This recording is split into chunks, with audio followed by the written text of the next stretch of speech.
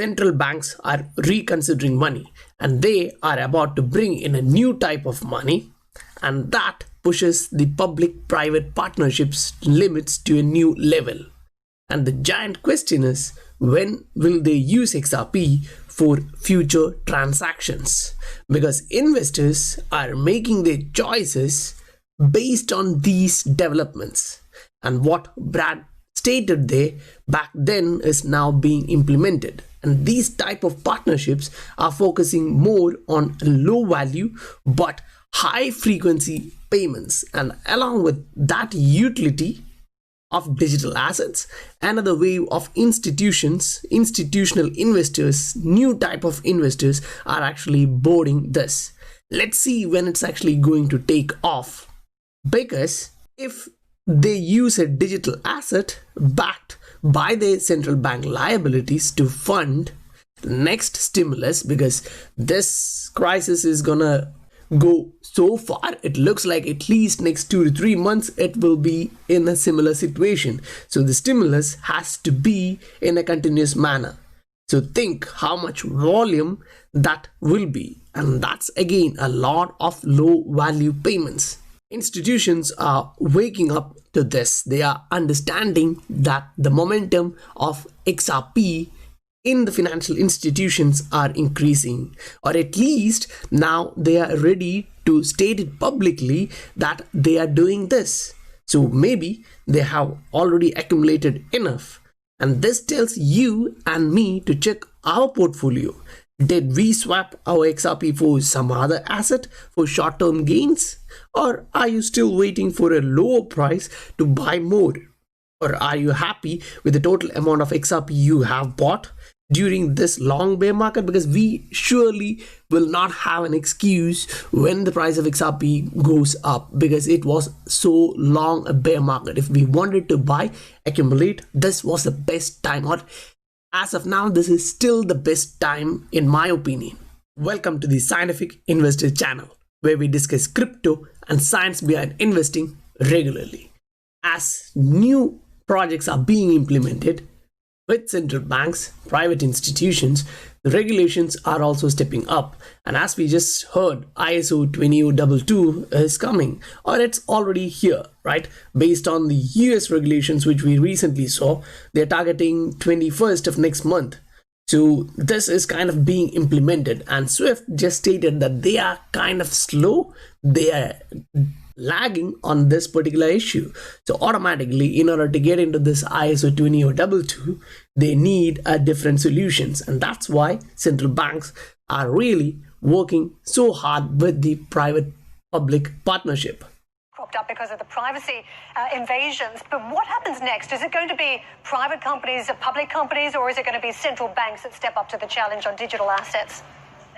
I actually think it ends up being a private-public partnership.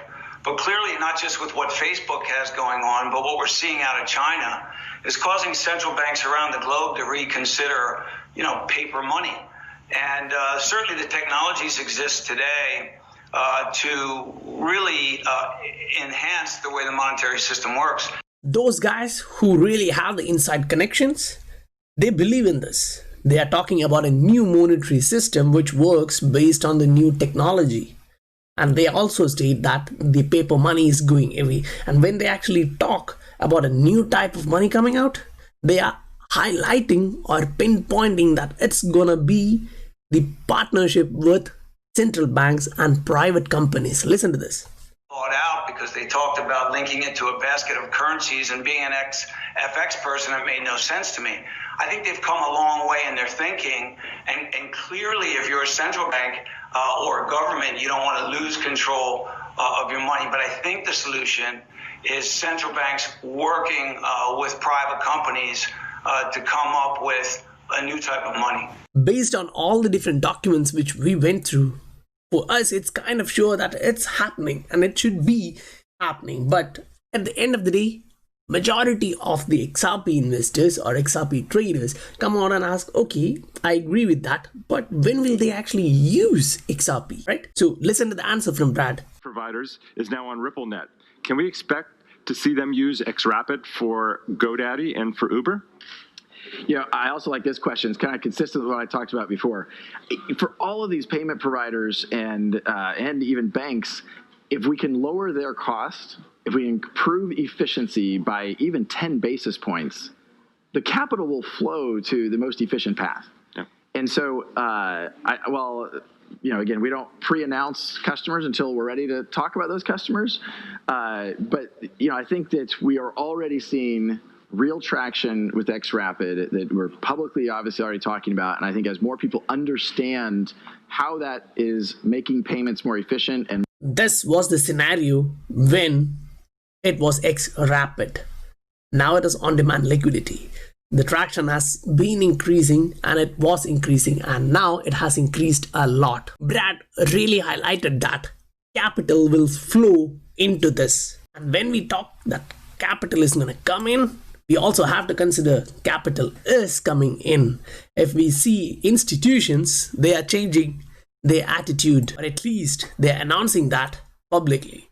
So that means another wave is kind of coming soon. It's near. So Brad also stated that even if they are reducing 10 basis points, so I'll reflect that to say some customers who are already using RippleNet, they save, like say compared to the previous legacy system which they used, they already save 30-40% more. Now if they actually, along with that, if they are actually implementing XRapid, then that actually saves them again 10-15 basis points from that. So that is the point there. Not like XRP is going to only give 10 basis points. Now in this particular tweet, this has to be actually considered in a couple of ways.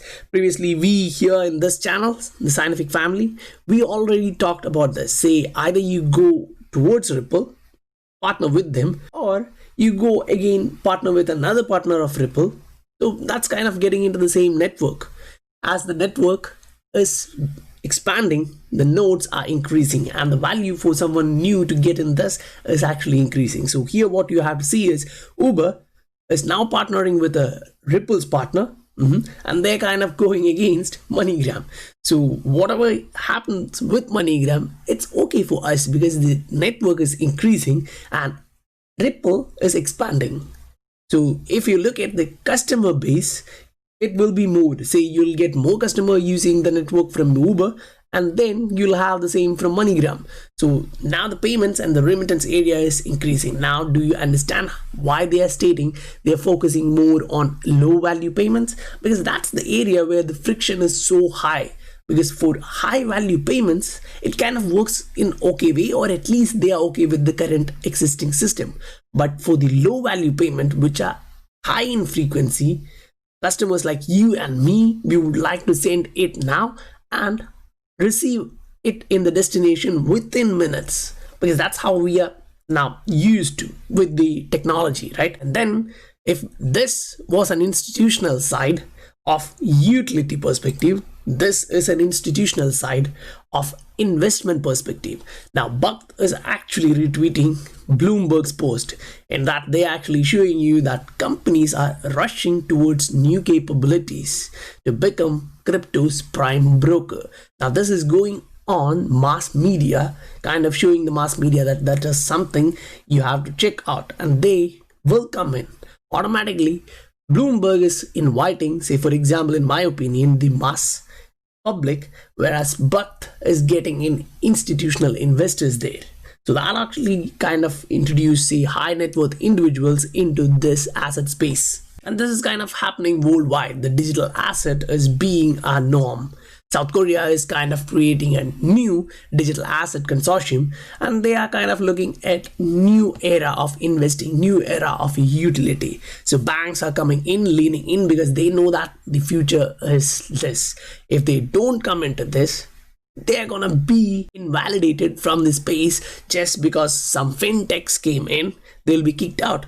And they won't actually go like that. They will give it a fight. And that's why they're coming in like this. But for us who are an investor already in the digital asset space, for us, it's good. Let them compete. All of them, let them come in, invest in the space. If that's how a new wave is going to create, a new pump is going to start, it's kind of okay with us, right? And as the course around the globe is increasing, especially when we look at US. We can see along with the health crisis, now there is cultural crisis as well. So I don't know whether the cultural crisis fits in this scenario, but the Floyd incident. Okay, anyway, so in that aspect, if they are to roll out a digital dollar using distributed ledger technology and then use the same technology to provide stimulus for all of their citizens with immediate effect, then there is two things. One, they can provide better experience for citizens.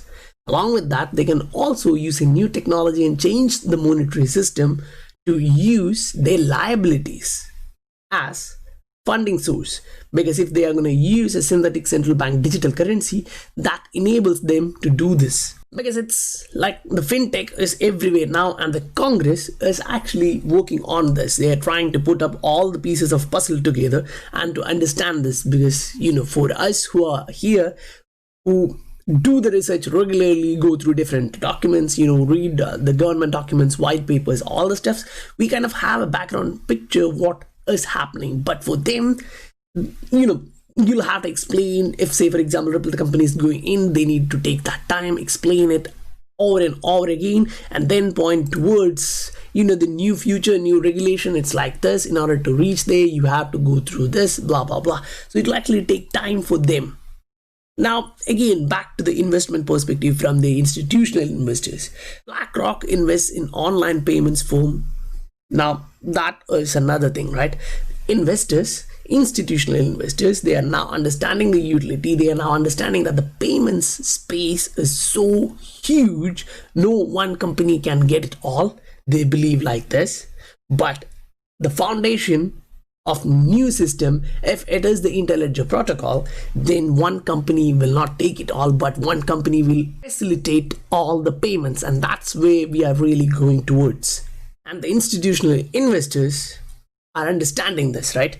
So XRP has gained momentum amongst both financial institutions and individual users. Now, individual users, we clearly know that we are here. The XRP army is here to support that, right? Whenever the price dips, we buy as with what we can afford to, right? So in the same aspect, now institutions are understanding that this is happening and they are kind of moving in. And at the same time, this is kind of a good news here. Now, Carlos actually pointed it right. The sleeping giant, we can call it like that, because this is from Polysign.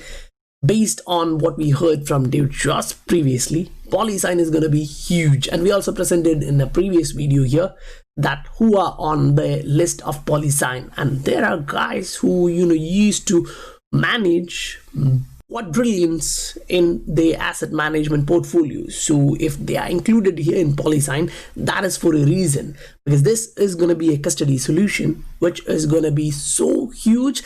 Personally, I believe it's going to be bigger than Fidelity, Buck, and everything in next 10 years.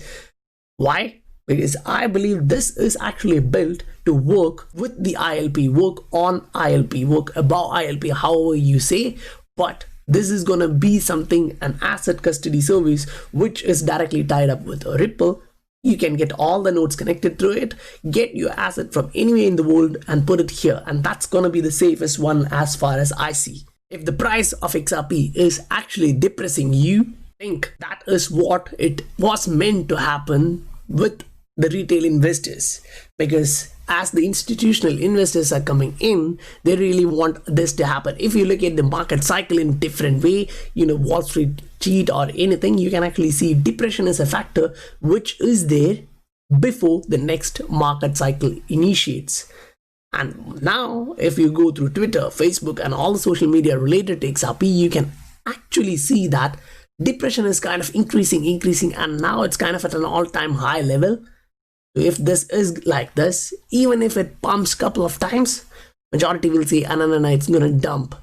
So keep that in your mind, because y'all should not miss this one. I'm requesting you guys, if you like the content, do hit that like button and the subscribe button along with the bell notification icon as